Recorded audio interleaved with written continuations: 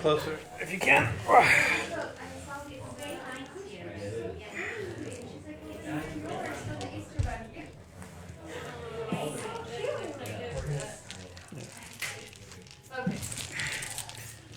The microphone's stuck under the seat. Can you move it?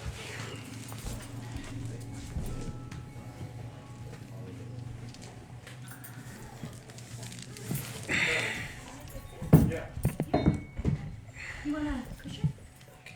Oh, is that yours? Yeah, that's light. Are there papers? There is, and I didn't print. No problem. Yeah, I'm. We're running, I think, right? Yes. Microphone's on. Get my notes.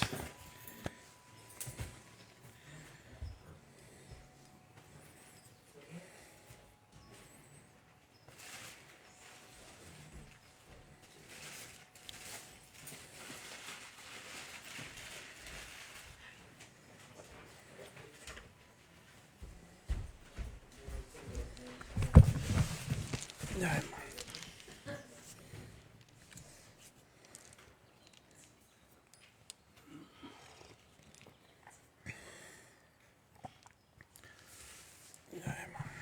So Edie, after a long time, we're going to do some Bhagavatam.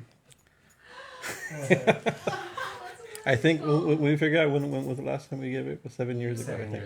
It's been 7 years. I know, and you were just before the Krishna Lila. Just before.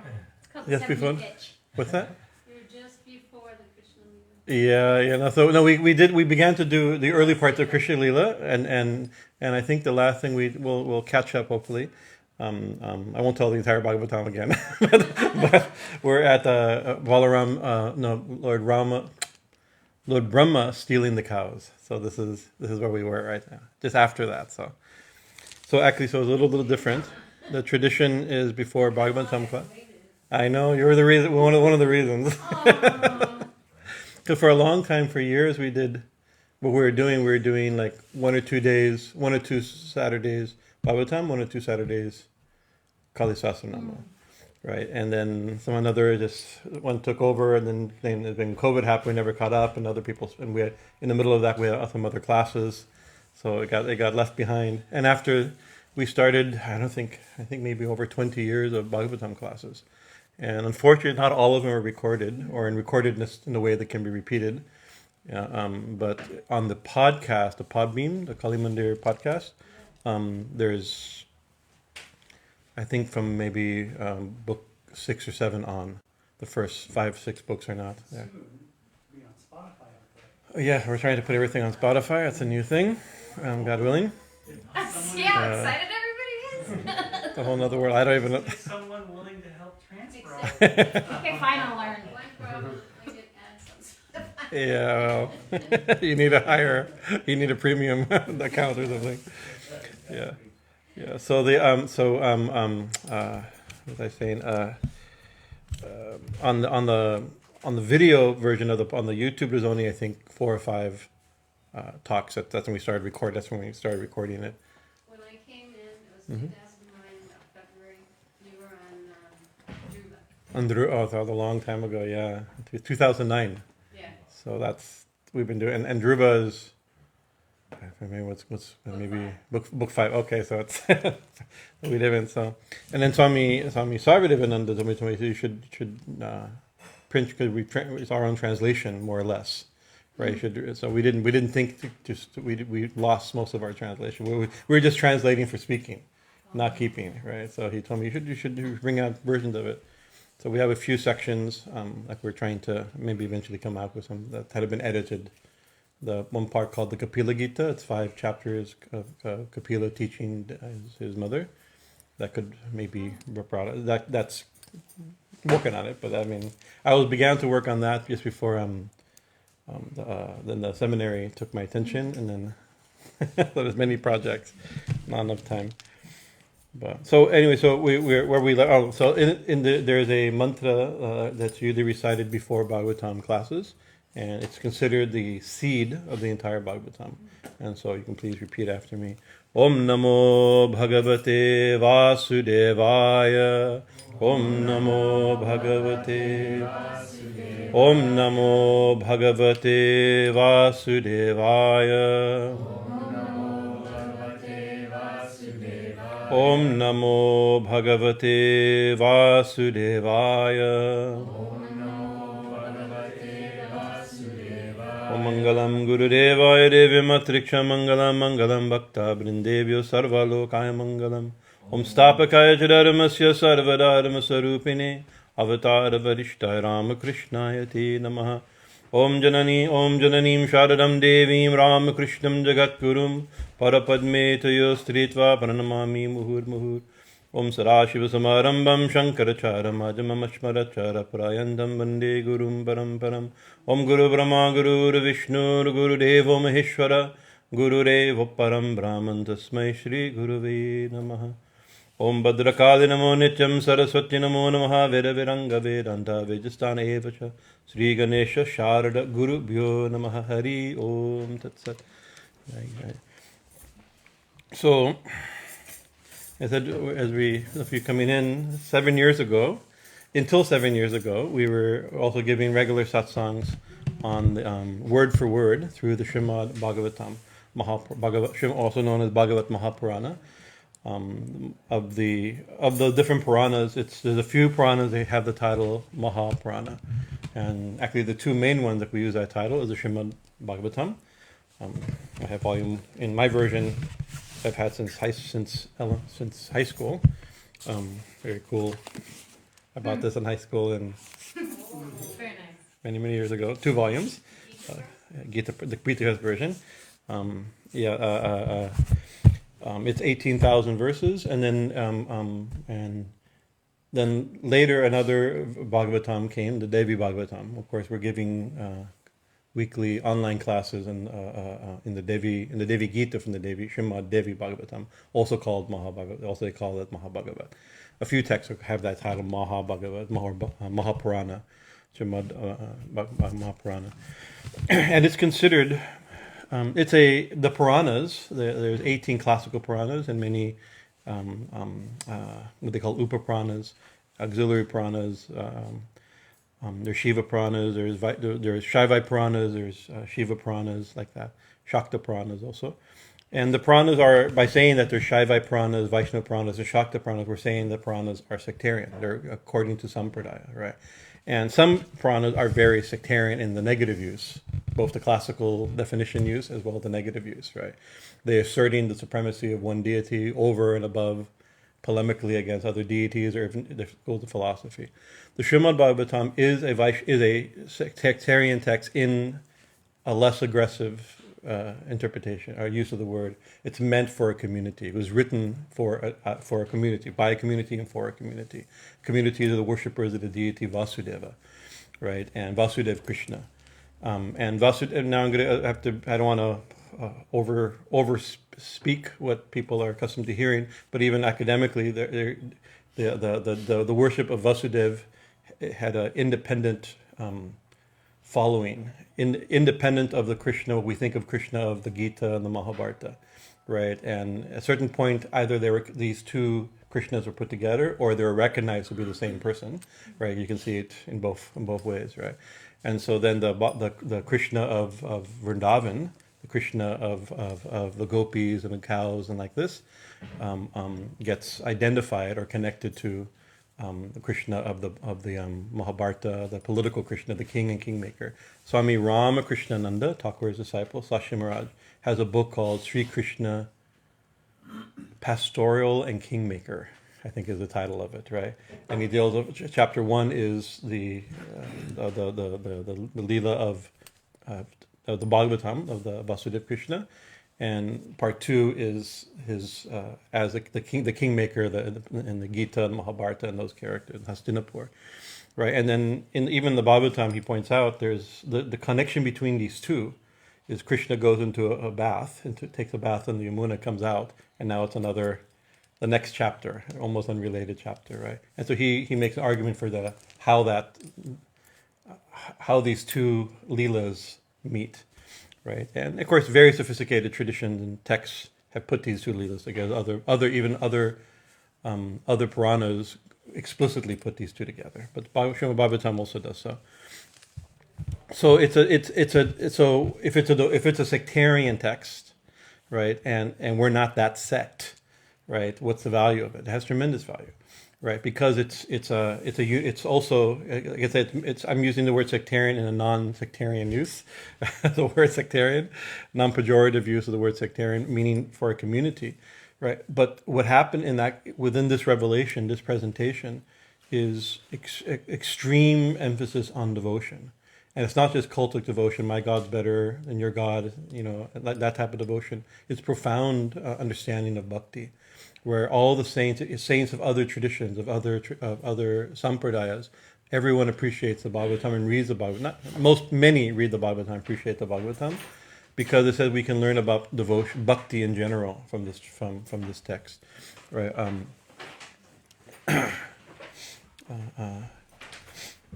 And it's interesting because it's in some of the I was listening to academic lectures and reading academic papers on investigating why is it that the great Acharya, the Vaishnava Acharyas, this is a text of Vaishnava text, but like Ramanuja and Madhava Acharya, didn't comment on Bhagavatam. And one of the reasons it seems to be that it was considered too Advaitin. Right, there's verses. While very devotional and very personalistic, it has also in the background, like Tulsidasa's Ramayana is both devotional and Advaitic, right? And sometimes the same verse will bring it like this. So the Bhagavatam has many verses like this, and so sometimes they're translated in a way to kind of downplay or bring out the different views, right? So many reasons for this, but. As per the tradition, right? It says that Vyasa, Veda Vyasa, the traditional author of this text, and the author of the Mahabharata, the claimed author of many Puranas, right? The author of the Mahabharata, the compiler of the Vedas, right? It says after doing all this work, this is a text, this is a description in the Bhagavatam itself. This is a self-understanding, interpreting the text from within the text, right? It says he was, after doing all this work, and himself being, they call Shakti Vaishava, like an aspect of the Lord himself to write this, right? He was not satisfied. He was depressed, right? And not knowing why he was depressed, he says that after writing the Vedas, also, in this tradition, he is believed to have written the Brahma Sutra, right? The Brahma Sutra, Puranas, Mahabharata, he was not happy, right? And so his guru in the tradition is Narada Muni. And of course, we know Narada Muni was a great bhakta, right? And so Narada says, the reason you're not fully satisfied, you've done great work, no doubt, right? But every time you've told the stories, you've told it with a different agenda, right? Like one, is to stop the sacrifice in order to anyways, whatever the reason you told the ancient lore of the gods and the sages and the avatars with an agenda, but you never presented the agenda of bhakti, right? So you should retell all the stories once again, the stories you've already told in other Puranas in the Mahabharata, right? But lay their emphasis on bhakti. The purpose is bhakti, right? And you've mentioned bhakti throughout, but you didn't underline it as this is the purpose. So if the Srimad Bhagavatam is a sectarian text, it's a sect of bhakti. It's a bhakti marg text, right? So rewrite the whole text again, retell the story, and bring it out to the sages, right? Let me see here. So it says, so Vyasa, he had a son. These stories are told in the Bhagavatam itself, named Sukadev, who was born. Actually, he was illumined in his mother's womb. He was conceived a Paramahansa, right, completely unattached. And I think it's a funny story, right? He refused to come out of his mother's womb because he knew outside in this world is the world, the material. He didn't want anything to do with the material world, right? Sometimes I don't want to leave my couture or leave the car out. I don't want to get out of the car to go to the Trader Joe's or something. It's tough. But he didn't want to leave his mother's womb, right? So he said he stayed in his mother's womb 16 years. And I've had some mothers in our audience when I say this, like, yeah, my son hasn't left. Not all sons are willing to leave their mother's womb even after 16 years, right? So temporarily, Vishnu had to withdraw Maya, right? And so just for a moment, he withdrew Maya from the world, right? Enough for him to there's no more Maya in the world, so he was born. And then Maya came back. And as soon as he came back, he didn't even look at his mother, his father. He just walked out of the house at 16-year-old and renounced the world from that moment, never even looking at his parents. It's pretty harsh, right? Right. Eventually, there's many interesting stories, he's born illumined, right? And so he eventually Vyasa, his father, convinced him that he had to teach him the Bhagavatam, right? So he explained the Bhagavatam first to him, right? The import of the stories in this devotional way, right? And then Shukadev, he eventually taught it to King Parikshit, who is from the Mahabharata fame, right? And King Parikshit, if you know the story, he was a great king, and he offended a sage, right, and got cursed. And the curse was that he'd be bitten by a serpent in 7 days and die, right? And so in some versions of the story, that story is told in many Puranas, and in some versions of the story, he tried very hard not to die, right? Like most people who are going to die will do everything, it's like we go to the doctor, we get this, we get therapy, whatever it takes for us not. We're given, some people are given 6 months, people are given 7 days, right? You do your best, of course. We should do our best not to die. That's a legitimate, auspicious motivation, right? But in the Bhagavatam, he says, knowing I'm going to die in 7 days, what's the purpose of life? Purpose of life is God realization. I'm nowhere near God realization. I've been a king. I mean, a king with the ego of a king that offended a sage on top of that. So it wasn't going very well for him, right? So he's looking, who in this world can talk to me about God for 7 days and 7 nights? So he completely filled his mind with God, right? And so, Shukadev. Shukadev couldn't think of God he's completely immersed in God, and already it became known that his father gave him the essence of all religion in the Bhagavad Dharma. And so for 7 days and 7 nights, Shukadev spoke to King Parikshit in an assembly of sages, right? And there's many paintings of that scene, right? King Parikshit is, it's not the banner for our podcast. It used to be the banner of our podcast when I was focusing on Bhagavatam. Our banner of the podcast was Shukadev talking to Parikshit and the different sages there, right? And so the idea that at the end of 7 days, his mind completely focused on God, completely purified by hearing these stories and practicing what they said, and that he attained the final beatitude at his time of death.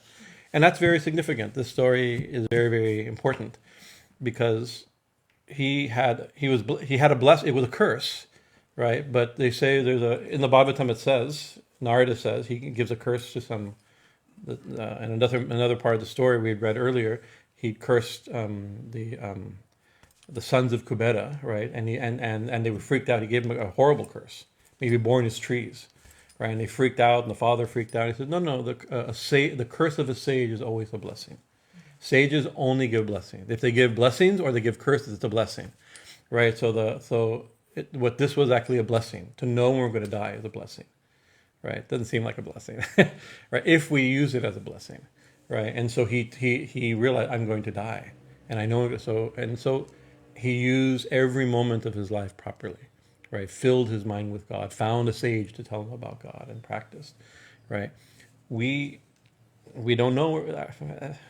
We wish you all, I have to say, we wish you a long, healthy, happy life, right? Full of God consciousness, right? We don't know when we're going to die. It could be in 7 days, right? We could die in 7 days. I mean, we always shock them. It was always shocking somebody, our devotee we know gets in an accident or gets a disease, and a fast acting. We don't know. Our friend Krishna Chaitra Prabhu from temple in Dallas, he often would say that we don't know if our next breath or our next life is coming. What's next, right? Whether we'll breathe next or the next breath will be in our next life. We don't know. It's very uncertain, right? And so that's true, right? But we act as if we're not going to die, right? And therefore we don't take our life seriously, right? We don't. What's that in the Mahabharata? That story of the Pandavas going to that, meeting that crane that asked mysterious questions, a whole bunch of questions. The main question, they were thirsty, and first Arjuna goes and Bhishma goes. The different Pandava brothers go, and they see this crane, and they're so thirsty they want to drink water, and the crane says, "Don't drink. First answer my questions." And they ignore him, and they drink the water, and they die. And then another brother comes and says, "Don't drink." Right, seeing his own brother dead by the water, but he's so thirsty. Don't drink. Answer my question first. And he drinks the water and dies. Right, so you can see, and then finally, Yudhisthira, who is the embodiment of Dharma, the most intelligent, he was about to drink water, so thirsty. Is don't drink first. Answer my question. Okay, answer question. He gives a long list of questions. The most famous one, I think it's 50 questions or something. All kinds of. It's a long list. It's a long multiple choice test. Bring your own Scantron or whatever, right? One of them, which was, what's the most amazing thing, right? What's the most amazing thing in this world? And his answer is that seeing death all around, we think we're not going to die, right? And so that was, and also literally the other brothers saw other brothers dying. They think, this. So that's the thing. We see death everywhere, and we know. I mean, we see everyone dying. And mathematically, we know we're going to die also. That's guaranteed. But we don't think about it, right? And therefore, we don't take this life terribly seriously, right? So this is a great example. So he's an example of somebody who's, King Parikshit heard this story because he knew he was going to die. But we also know we're going to die. We just don't know when, right? So we should be like King Parikshit. Could be 7 days, means a week. Could be 7 minutes, hopefully 70 years. We wish you all a long life, right? But he was spiritually hungry, right? Swami Chaitanya tells a story when he was hospitalized in India with some sickness. He was thinking, I may not survive the sickness. He says, I'm going to read Bhagavatam. So he started, it's like when you know you're going to die, you think you're going to die, you read Srimad Bhagavatam. That's a common thing, over at least 7 days. Luckily, he read Srimad Bhagavatam and he survived, which is happy for the whole world. Yeah.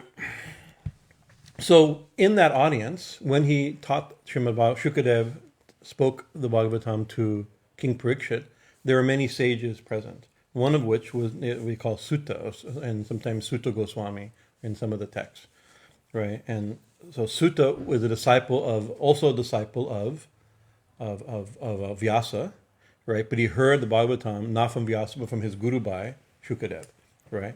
And so years later, right, not that much longer, but some years later, Kali Yuga had just started. When Krishna left his body, Kali Yuga started, right? And the people began to notice some symptoms of Kali Yuga.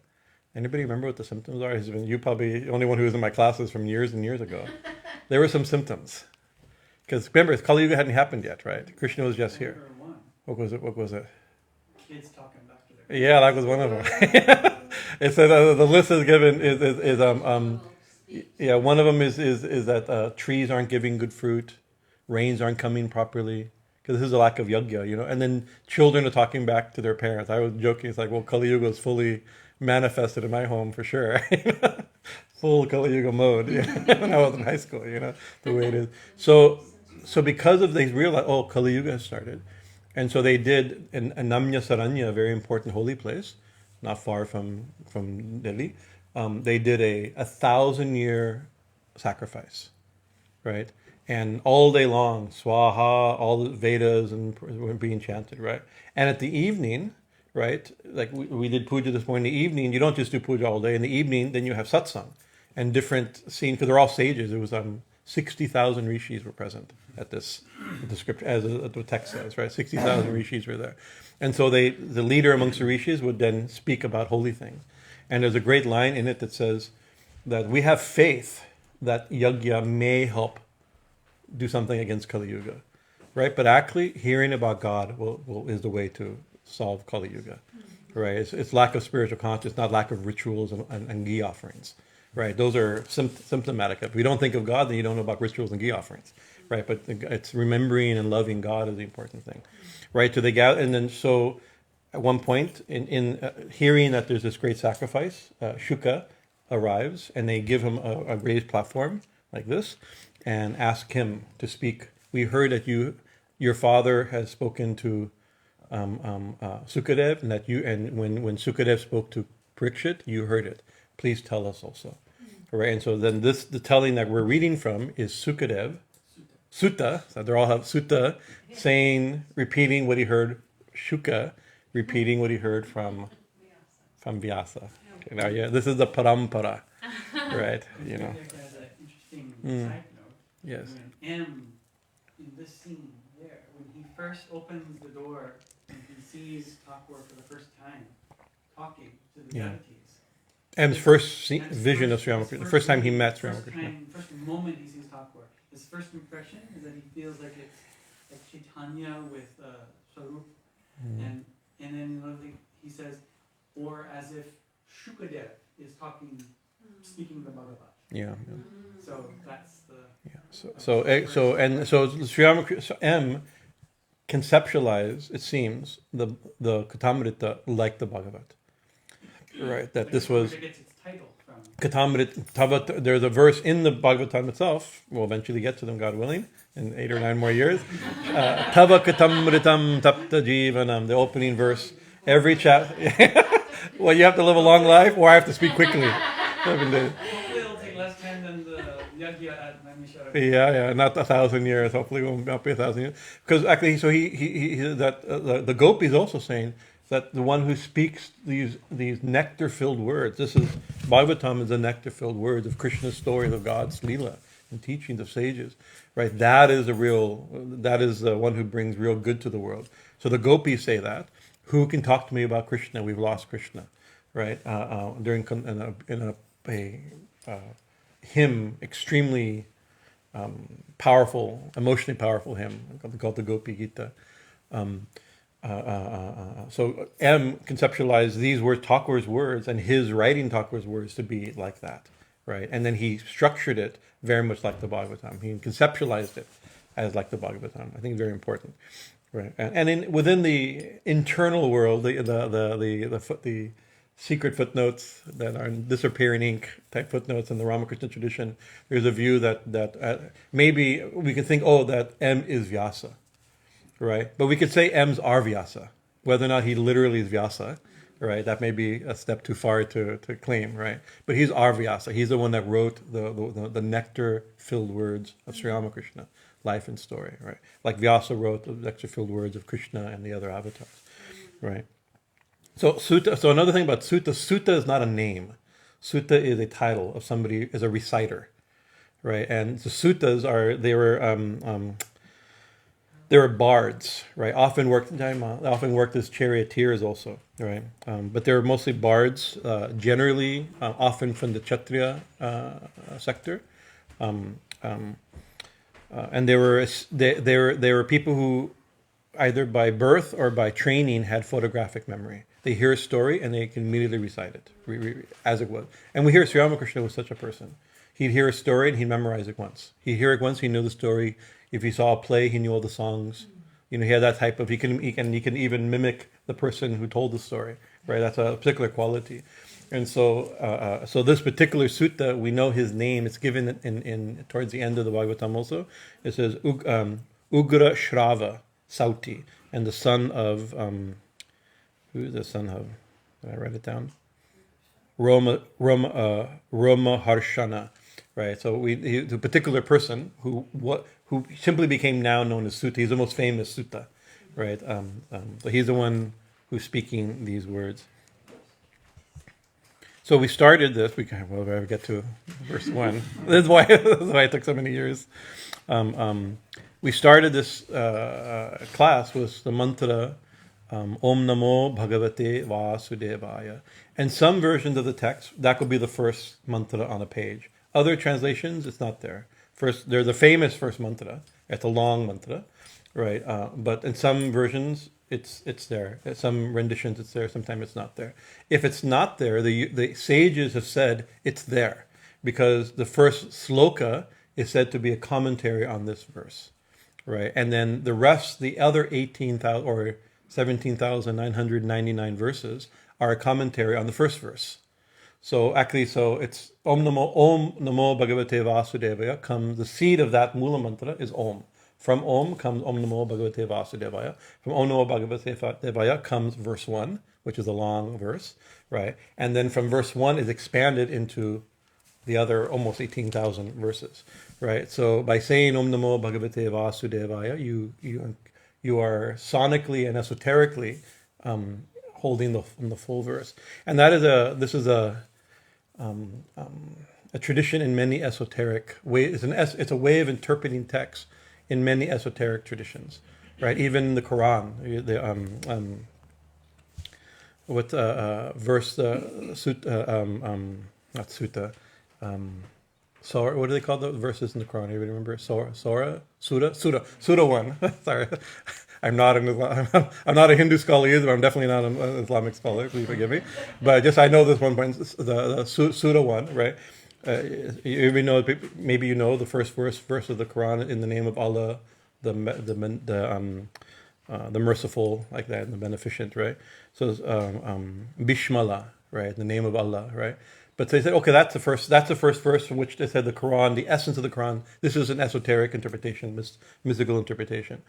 It's all in that verse, right? But then you get the first word. No, it's just the first word, the first letter, right? That first letter, the B, right? And in later developed Arabic, right, that letter has a dot underneath it. It's from that dot. From that dot comes the first letter. From that letter comes the first verse. From the first word comes the first verse, and from that comes the entire revelation, right? And so this is the tendency. It's not just within Hinduism. This is a method of interpreting something, right? So Om Namo Bhagavate Vasudevaya. So I think we should spend a few seconds to understand what Vasudeva means, right? And so it's a name of Krishna, and it's a beloved name, a popular name of Krishna in this text. And Vasudeva, also a name of Vishnu, right? And Vasudeva has a very if from Om Namo Bhagavate Vasudeva comes the entire 18,000 verses in its philosophy and revelation, it's going to be a lot in there that we can't describe. The whole thing is commentary. My commentary on the commentary of the commentary on the name Vasudeva, right? That comes, So, but one thing we can think, Vasudeva comes from this Vasu. It means to spread, right? It means that which pervades. It's something that pervades like the sky, or pervades like the essence of something, like the soul of something that pervades the thing, right? So meanings could be like he who lives in all things, right? He who resides in all beings. That's everywhere present, right? That's Vasudeva, right? And Deva means divine, the divine being that exists everywhere, that's infinite, right? Universal, right? Without limits, right? But then also Vasudeva, by Swamiji was explaining the Sanskrit rule for it, I don't remember, but how Vasu is something, how Vasu is connected to Vasu, right? So Krishna's father in the story is named Vasudev, right? And Vasudev is the son of Vasudev, right? So that's so you have the infinite being that exists in everywhere, and as the essence of everything, right? Is also somebody's son. So this is already this is the seed idea of this whole thing. How the infinite being can also incarnate, or the infinite being can also act. The infinite being can also interact with us. That we can have a relationship with the infinite, unknowable existence. So that mystery.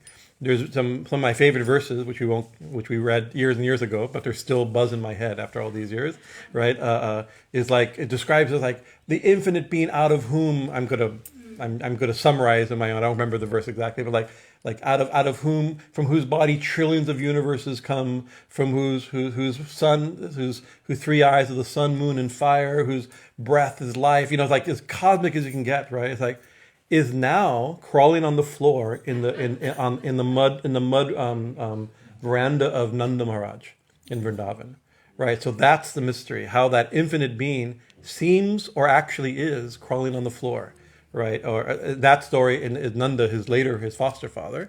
But here, Vasudeva is the son of Vasudeva, right? The infinite, all-pervading being is also a personal, lovable being that we can know, knowable being, right? The unknowable is also knowable. This is the idea behind that, the Vasudeva,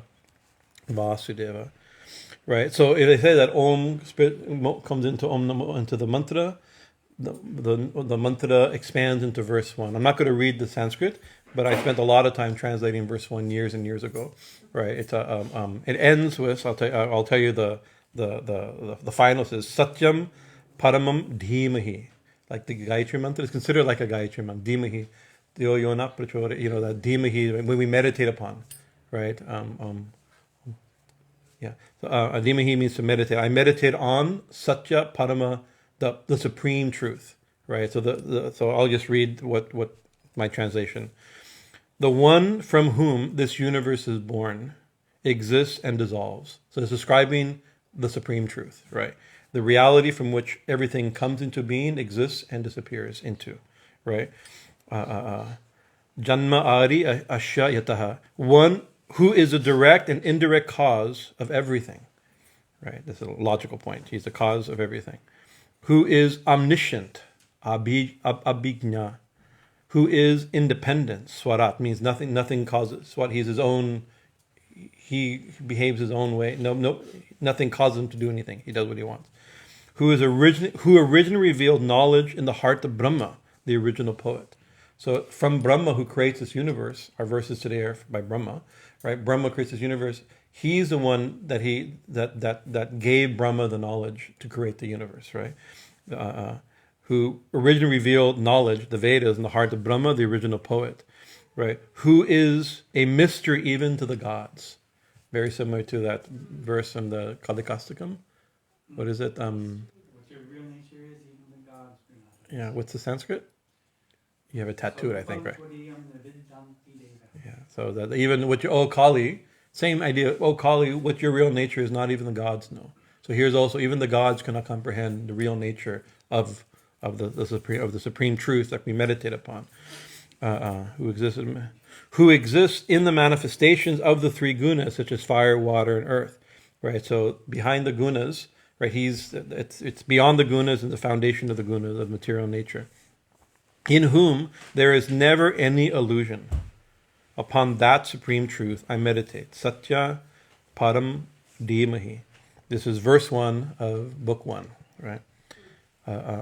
So later, the Srimad Bhagavatam is 13, we just added a chapter, 12 books, right? 12 books? I think it's 12 books. 12 or 13 books. I think it's 12 books. 12 books. 12 books. 12. You shouldn't listen to me if I don't know how many books there are in the book. It's been a while since I've talked about Bhagavatam. Please forgive me.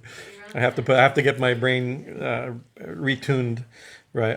And towards the end, there's another verse that also has the word Parama Satya.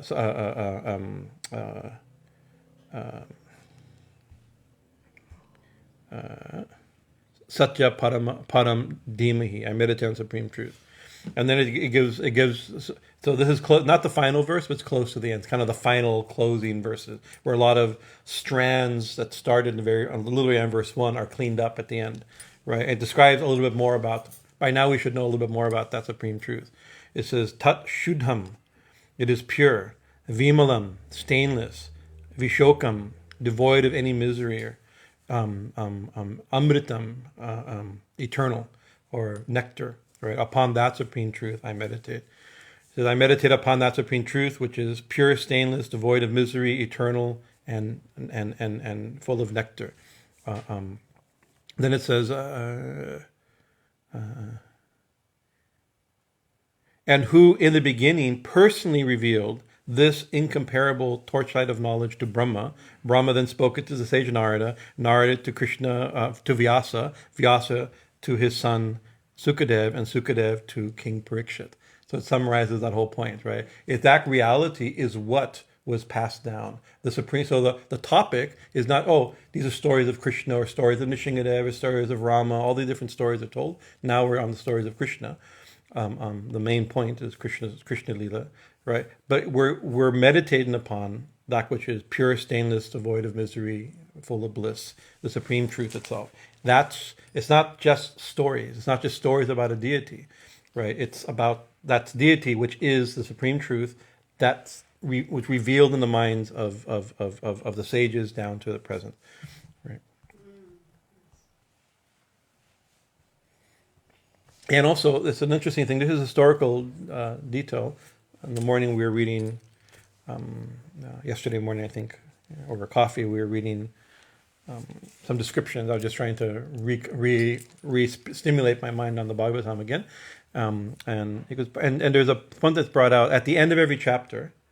It says, like the Gita says, here in the Bhagavad Gita, the scripture of yoga, the conversation between Arjuna and Krishna ends the third chapter. It's that I know what there's a name for that verse, right? So the Bhagavatam has a similar one. It goes something like, thus in the 11th book entitled The Teachings of Kunti or something, whatever like that. It's like, it says, in the great and glorious Bhagavad Purana, otherwise known as the Paramahansa Samhita.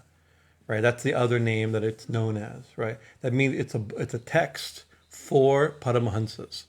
Right, so the speaker is a Paramahansa.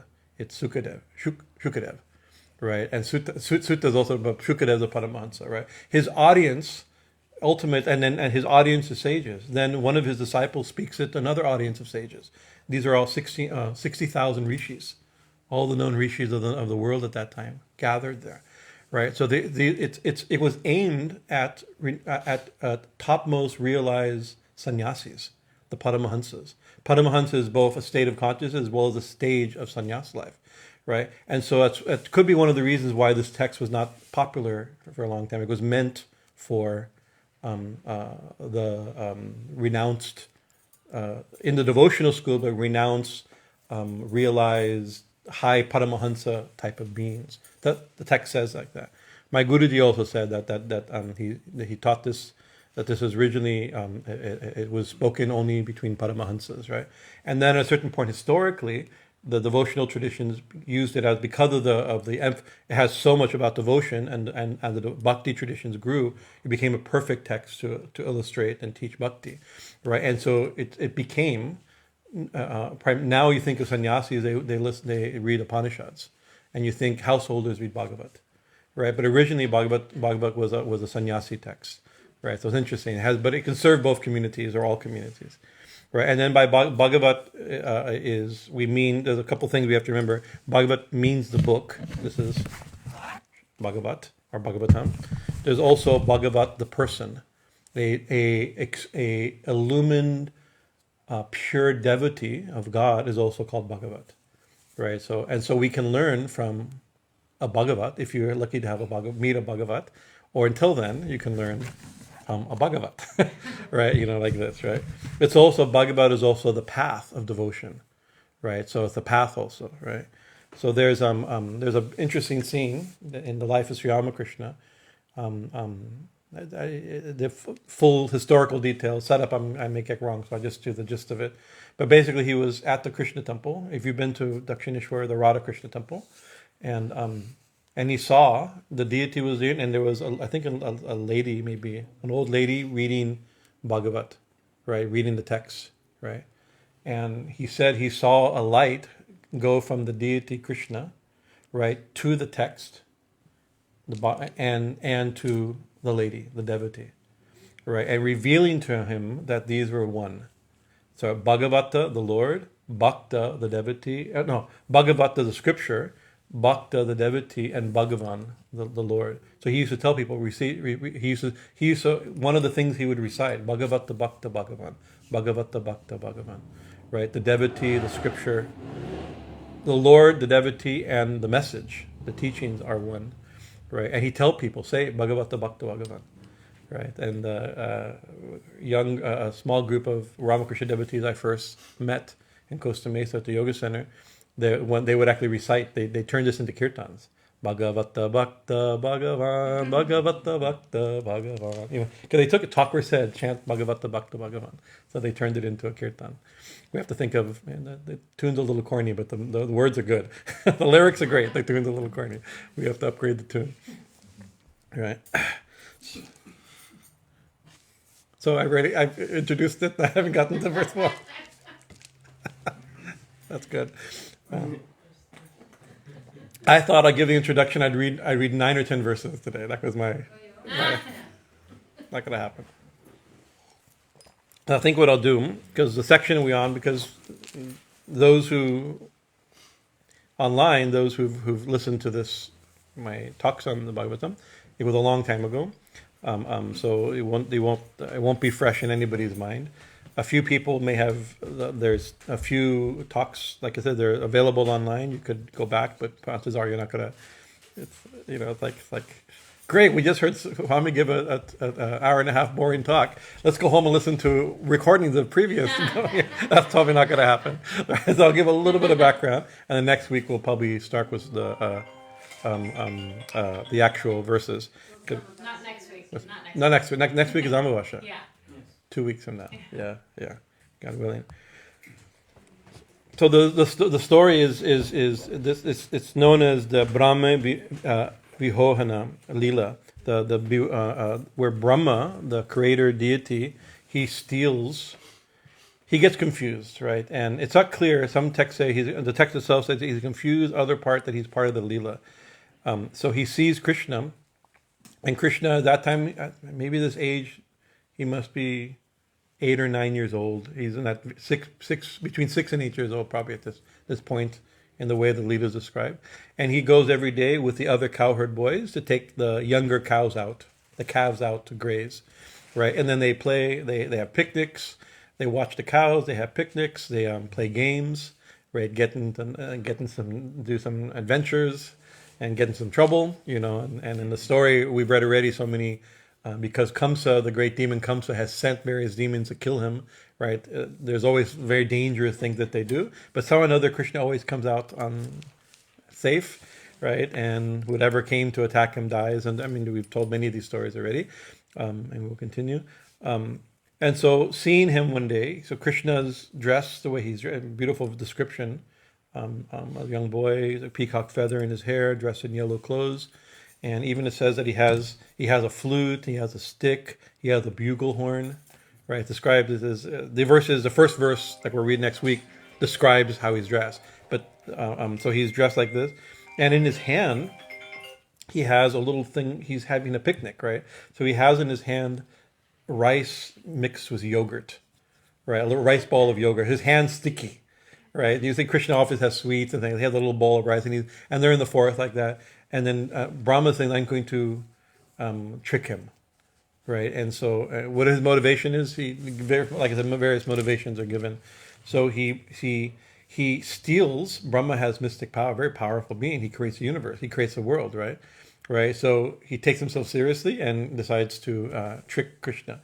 And Krishna hears. I may be getting the story a little bit wrong, but he hears some noise or something like that, and he goes off to see what's going on, right? And while he's off, Brahma steals all the cows, the calves, and all the cowherd boys, and he puts them to sleep in a cave, right? In some cave, he transfers them to a cave, and then Krishna comes back, and there's no calves, and his boyfriends are gone, all the friends, his playmates are gone, and the cows are gone, right? What I would do, of course, who knows what he thought, right? Even the gods don't know what he thinks, right? We just have to remember that, right? But he says, maybe he said, "Oh, I'm going to get in trouble. I lost all the cows and calves, right? Whatever, right?" So he says, "No problem," right? And so within a second, it was only a few seconds that the calves and cows are gone. He himself expands into all the calves and all the cows. This is the story, right? And so great. No problem, right? And then when the sun goes down, there's cow dusk hours. The cows have to come home, right? The parents, the mothers of the cowherd boys get anxious, and the cows start. You've heard, they start calling their calves, right? So the calves begin to come back. So the calves come back, right? And the cowherd boys come back. But the original cows and cowherd boys are all asleep, unconscious in a cave, right? But Krishna just goes back, right? But all the calves and all the cows, all the calves and all the cowherd boys are Krishna, right? He's now playing all the parts, right? And so they say that, so this whole thing happened in just a few seconds, one day. Maybe you say one day, right? But the life of Brahma is, his timing is different, right? So let's say one day is like a year for Brahma, right? So a year passes, right? Sometimes it's described in just moment, a day passes or a moment passes. Let's say for Brahma a day passes, right? And or a moment passes, but on Earth a year has passed, and so in that year, every day the cows go off with the cowherd boys to the field. They play. They have yogurt rice. They have the whole. They wrestle. They get into trouble. The whole thing. In the evening, they go back like that. The whole year, all the calves and all the boys were all Krishna, right? And it says there in some very beautiful emotional verses that the mothers who naturally love their children, of course, right, really love their children this year. Right, their devotion became their or the cows, which naturally love calves, like just milk would pour from their udders thinking of them. They were just like so much love for the calves, right, because they were Krishna, right. And of course, in the story, they literally were Krishna, right. But there's esoteric teachings here also, right, because Krishna, he shows in the story he can become anything and everything and play all the parts, right? But other places say that he's become everything and playing all the parts, right? So also, in this room, there's only Krishna. But in the Gita, it says after many, considered one of the most important verses in Bhagavad Gita, after many births, right? One finally realizes, one surrenders, one worships God, and realizing Vasudeva Sarvam Iti. Right, one realizes that Vasudeva, Krishna, has become everything, right? And it says such a realization is very rare. That's is a verse in the Gita. I don't think chapter 7, I think, verses there, 19, 18, 19, 20, something like that. You can look it up, right? It says that, but that's a very powerful Vasudeva Sarvam Iti, right? Vasudeva Krishna has become everything. That realization only comes, it's very rare, and it comes after many lives of struggle, right? So the cows are realized, so that's true all the time. I mean, Krishna's become the fact that and also in the story, the cows and the gopis, they love their children so much, right? In the Chandogya Upanishad, in our classes we've talked is for the sake of, not for the sake of the wife, as the wife is dear, but for the sake of the self. Not for the sake of the child, that the child is dear, but for the sake of the self. Right? So it's God that makes everything dear. Right? The fact that we love our children and the children love their mother and father is because their children happen to be Vasudeva, and our mother and father happen to be Vasudeva. So in this story, it's brought out. This is a way of interpreting the story, and an esoteric interpretation of the story. Right? There's a Vaishnava, modern Vaishnava, I mean, during previous generation, Gaudiya Vaishnava, Saint Bhaktivedanta Thakur, he wrote a book called Krishna Samhita, where he gives like the way of symbolically understanding various characters in Krishna Lila. Like this demon represents this demon represents this scene teaches this, right? And sometimes people are a little nervous about bringing this teaching out because that didn't really happen. It just means something, right? So sometimes, but the saints did in fact talk about the symbolic meaning of things, right? What we're meant to get from it. And I remember there was a Vaishnava saint we know named Varshana, His Holiness Varshana Swami. When I asked him about this, why is this? Because he was expert at the symbolism of the characters of Krishna Lila.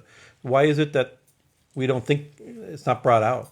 He says, no, because the danger is that we think, it's just mythology, right? And it just means this, right? It's not actually happening. It says it happens. It happens maybe not historically. He didn't say it didn't happen historically, but it happens metaphysically. These are realities. It really does happen, right?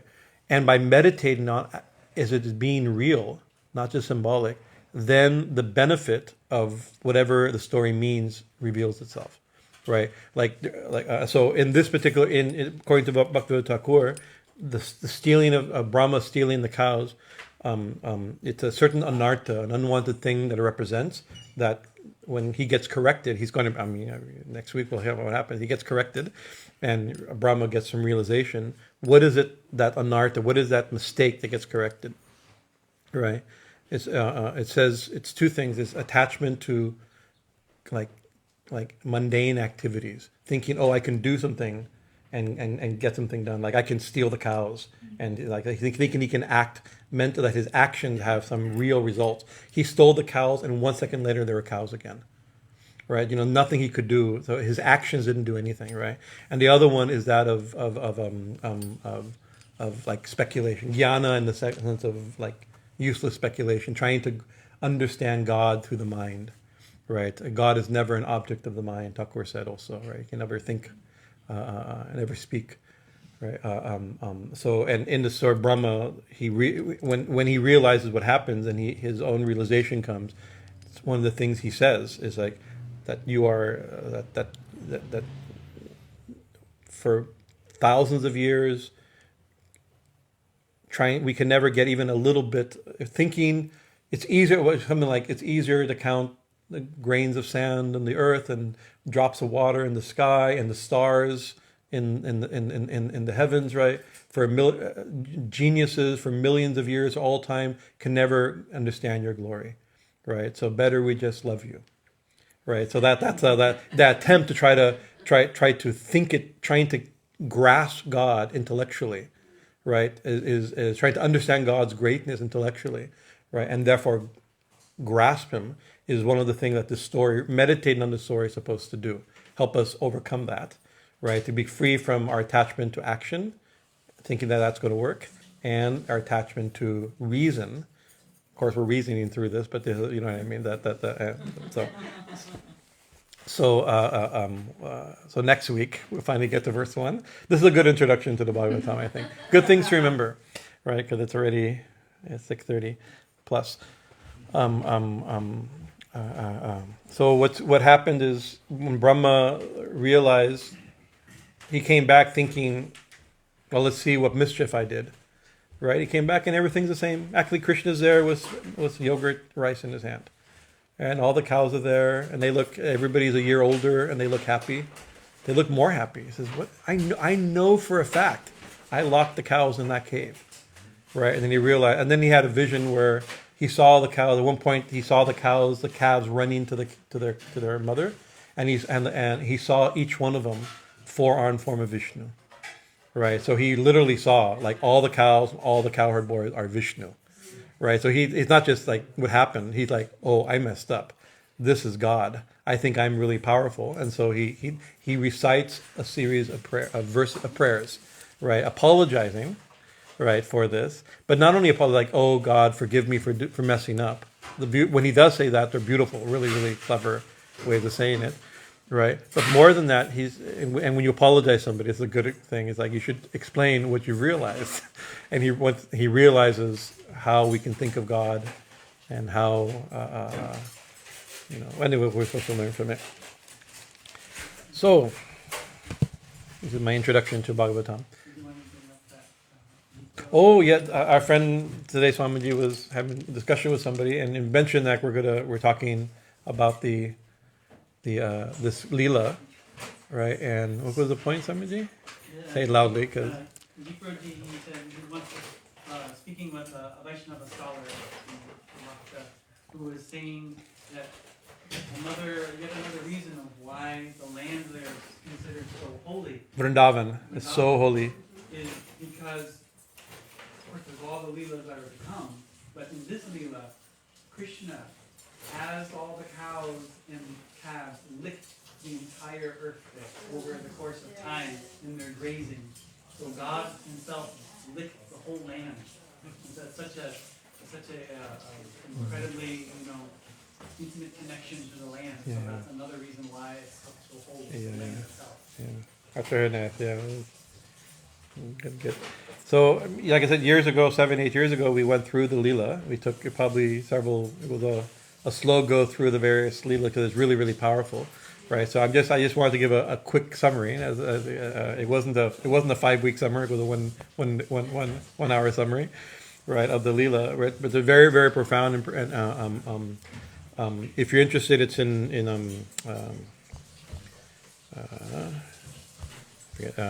think it's in book 10. I think it's chapter 13, I believe. I can double check. I wrote it down, but I didn't. I mean, I've been translating the whole week, but I didn't, not memorizing chapter numbers. I think it's chapter 13. I think, and the verse, it literally starts with verse 1 is Brahma Uvacha, Brahma speaking, right, and his realizations.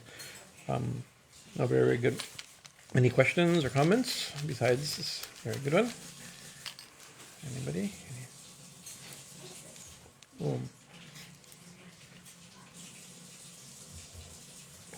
This is, everybody completely agrees, which is great. Donation box is over here. Show your appreciation. Thank you for your kind attention. So next week next Saturday is Amavasya, so there'll be no satsang. Tomorrow is Easter, and we'll have, if you have small children, we have an Easter egg hunt here and at 4 o'clock in the afternoon. If you have small children here. Tomorrow, yeah. You have Easter egg hunting age children? No, but they will partake in it. They're too. They also go trick or treating and everything probably. But 4 p.m. Yeah. It's a very sweet. Actually, having children happy running like the cow, but also you say like the cows and the children running through the land makes it pure. Right, especially but we see with the children are happy like this, running through the property. It's auspiciousness spreads everywhere. Becomes, this place is holy, but it's also holy because children are happy here. Now Yeah. all things will go Yes, and they're all Vasudev. Remember, of course, we could say Vasudevam Sarvamiti. That's a high philosophy, but we don't know that yet. We have to imagine knowing it, right? We think it, we believe it, whatever that means, right? Belief doesn't. Yeah, just to see we can practice.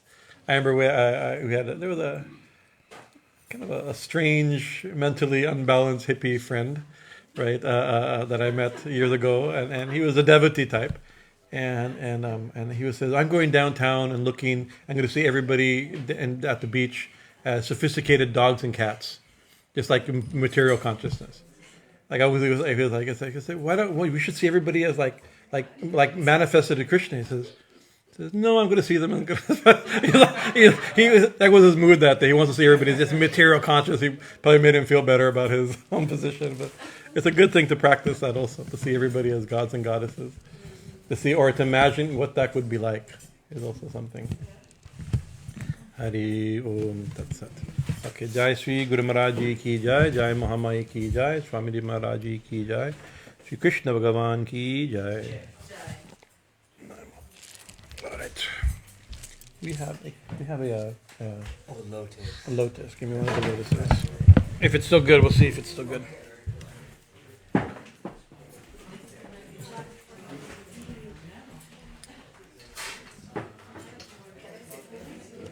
That's for you to sit. Perfect place. Yeah. I just finished trying to get up. I'm trying to get up from it. Slowly. That's one of the things I need. Yeah, thank you. I was hoping you'd come today. We came last night, but it was too late.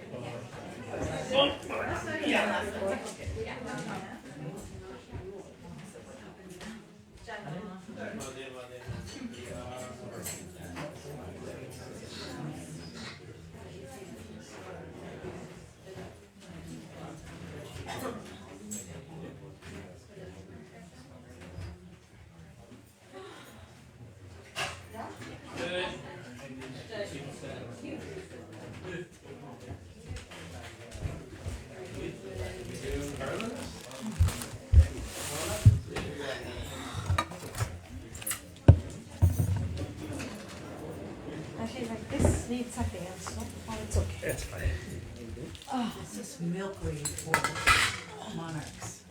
They only can eat on the, Yeah, it's great. What? it's milkweed.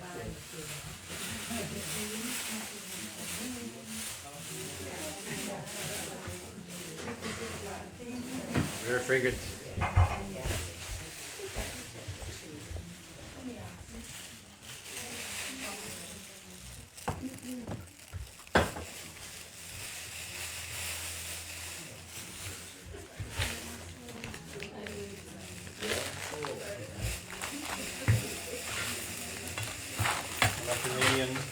geranium is, That's yeah, the and smell. then pink rose. Well, that's also fragrant. Try not to smell it.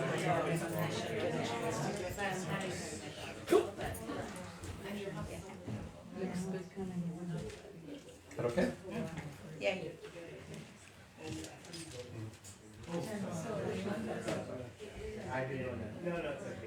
Let's see when he's.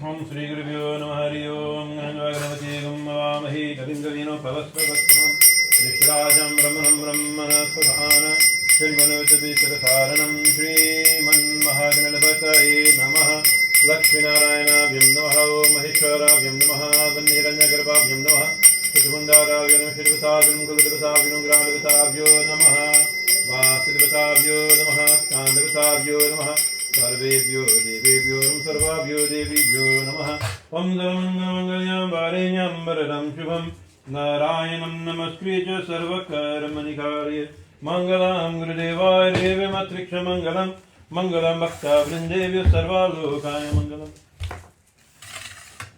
Maybe you get a chance to the silver camphor lamp. Silver camp. Om Hayam Ashpatattam Shuryami Swaha Om Hrim Vedatattam Shuryami Swaha Om Klim Shivatattam Shuryami Swaha Om Hrim Klim Sarvatattam Shuryami Swam Vishnu Vishnu Vishnu Om Dar Vishnu Brahman Brahm Sarapashandu Suraja Vishukiradatam Om Avavida Vitrova Sarvadastam Gitopiva Yashra Pundari Kaksham Sabhaya Vayatu Suchihi Om Idam Naya Vedama Kalavairava Sahita Om Gring Zimadakshana Kadikai Dibye Namarat Sevam Darsh Om Idam Naya Vedam Gring Zimadakshana Kadikai Dibye Namarat Amrita Mahalaviri Vriyami Namaha.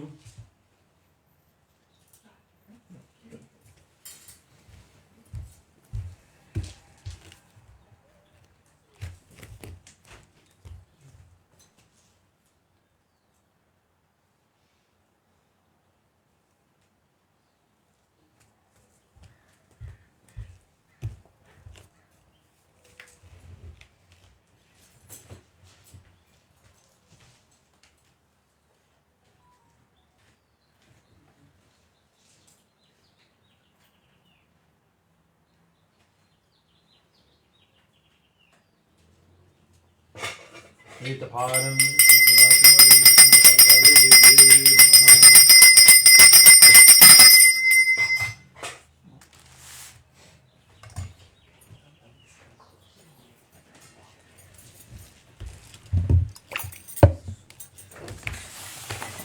Om Kali.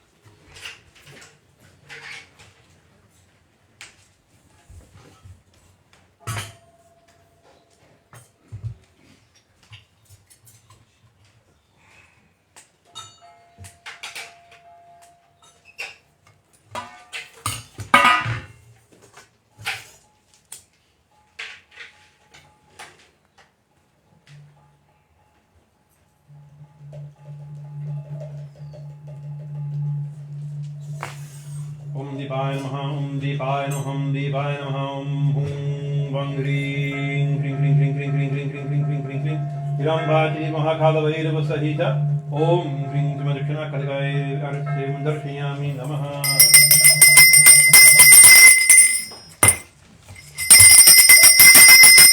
Jai Ma Jai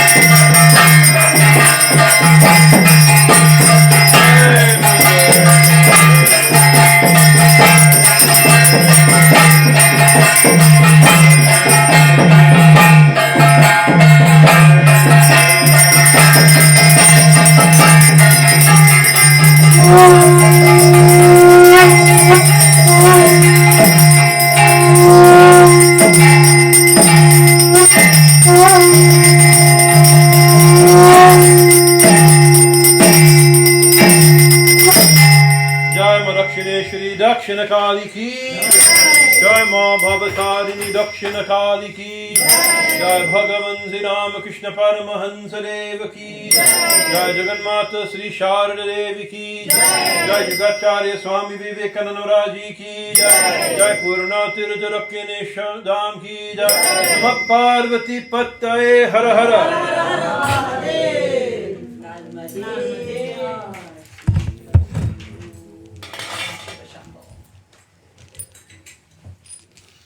See.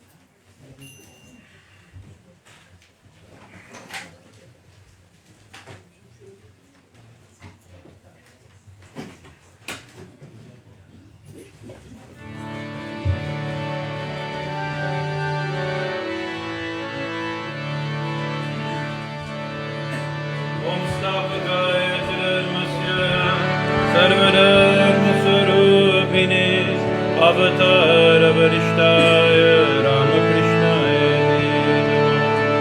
Om Jananim Sharanam Devi Ramakrishna Jagaguru Parapadme Jayosritva Namami Ganesha Sharagurabhyo Namari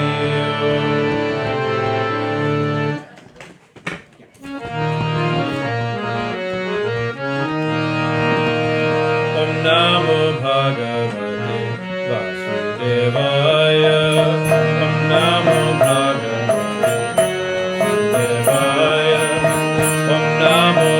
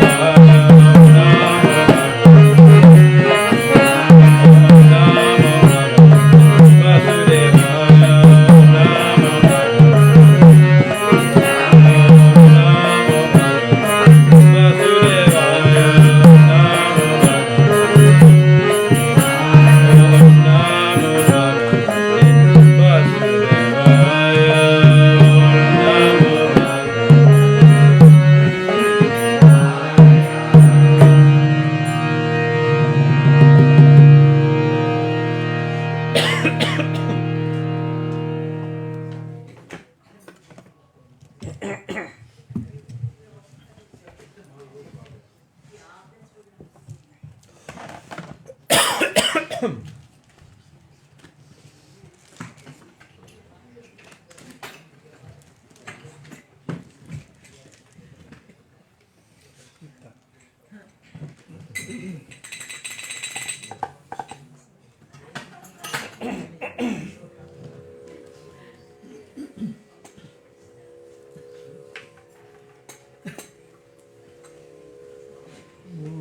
Shakti Om Shakti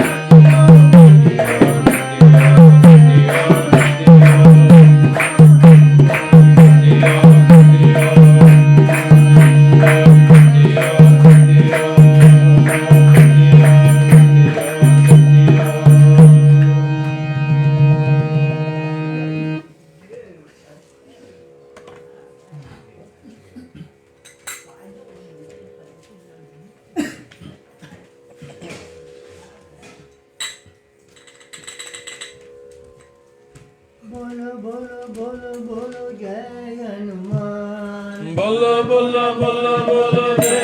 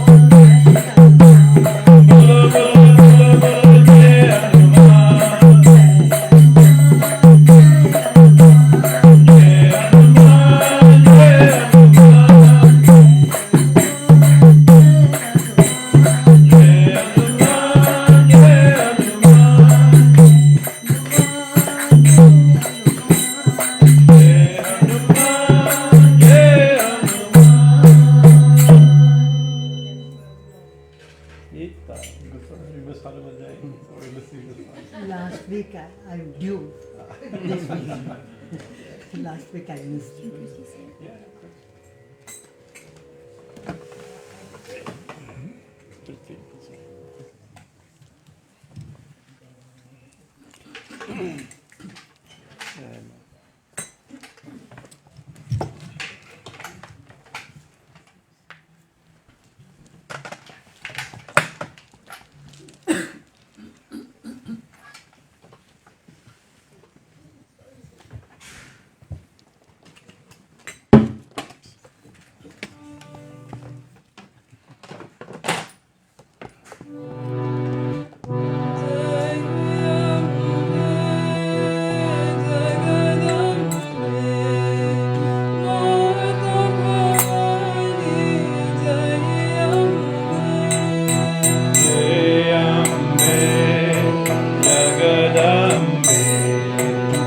Bhagavatam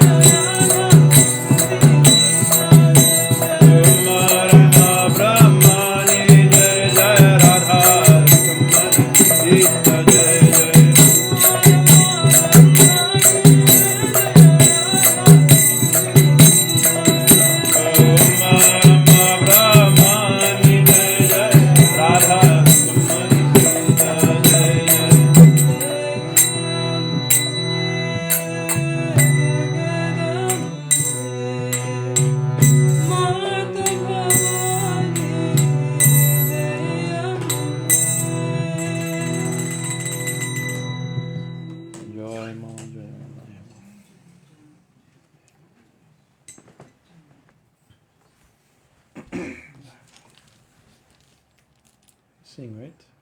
Sing? You know. Yeah. I thought I remember. I should.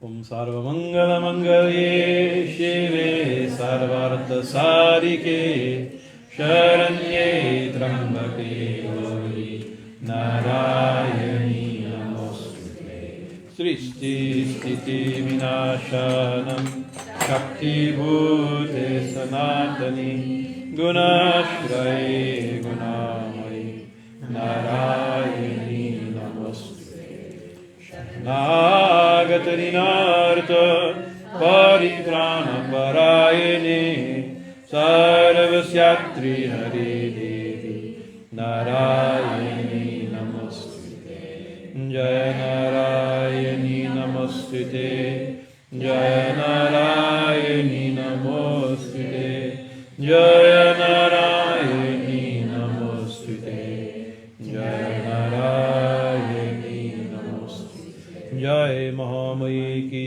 Jai Jai Bhagavan Sri Ramakrishna Deva ki Jai Jai Swami Ji Maharaj Ji ki Jai Jai Ma Dakshineshwari Bhavatarini Dakshina Kali ki Jai Jai Ma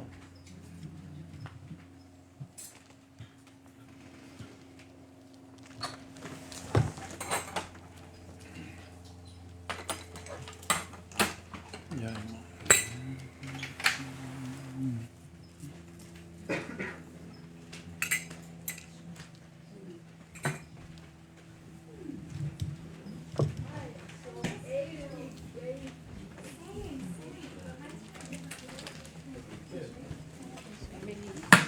Thank you for Jai Ma Jai Ma. We'll go back and forth. I'm gonna be away all night, unfortunately. Well, I'll have to get it on coffee. yeah. Darn. One for you. Anyways, thank you. Jai Ma Jai Ma.